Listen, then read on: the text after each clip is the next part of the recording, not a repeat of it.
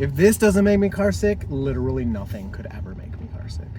Good thing I'm not testing it. Oh, you'd be done for. All right. I'm completely isolated from my family. This is great. Just kidding. All right, so if you're like me, you spend $500 on this headset, and then you spend more money on games, and then you spend over $100 on a freaking Elite strap with a battery that doesn't work, and Meta won't even respond to your emails anymore. They literally just stop responding, and they're not going to even let you return the thing or do anything.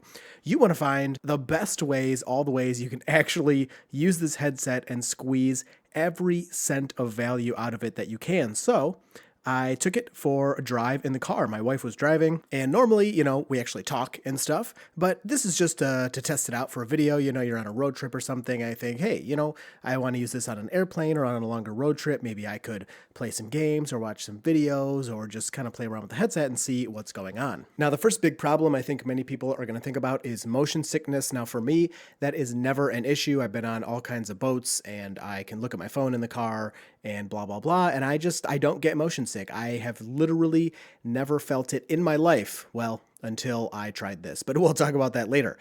So that's the first problem that I think most people are going to have, especially I am extremely resistant to it, as I said, and I still did experience it near the end.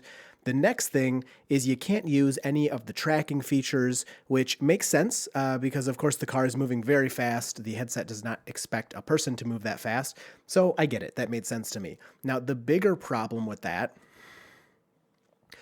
comes in when pass-through actually uses the tracking features to do whatever it does. So pass-through gets completely disabled. Now, if you saw my last video, I actually tried to drive my car, kind of, with Tesla's full self-driving while wearing the headset with pass-through. But the biggest problem, of course, you would never actually do that in real life. But the biggest problem was once you got to a certain speed, the headset just went black. The pass-through literally could not work anymore. So you absolutely cannot use pass-through while you're in a moving vehicle.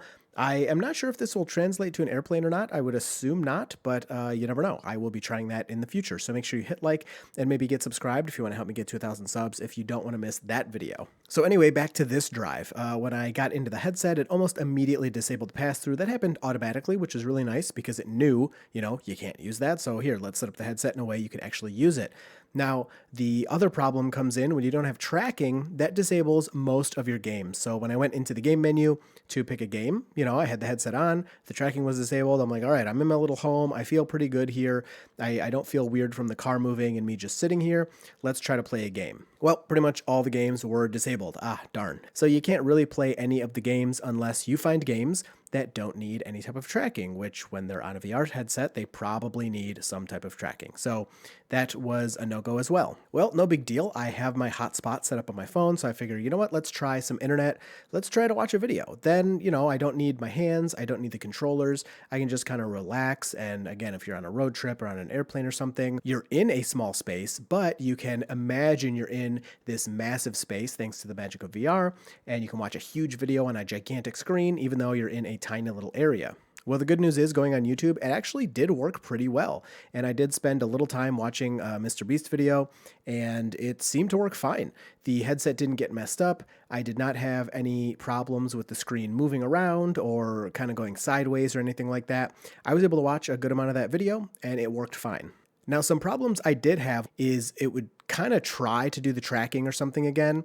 And so at one point, I can't remember, I'll put it right here if I got it on video. I can't remember if I was recording or not yet, but the entire area, like your home area that you're in when you're not in pass-through, started like rushing towards me as if, the headset thought I was walking forward, and everything came flying at me, and it really disoriented me. And I even screamed, "No, stop." Like I didn't mean to, but it just like came out of my mouth because everything was flying at me so fast. And I quickly said, not you, to my wife. I wasn't asking her to stop the car or anything, but it just like, I could not help but scream that out because everything in virtual reality was flying at me. Now, towards the end of this Mr. Beast video on YouTube, as we were approaching our destination, I realized, oh crap, when you wear this thing, you get marks on your face, which normally is not a big deal because you're just some nerd in your basement and nobody is seeing you anyway.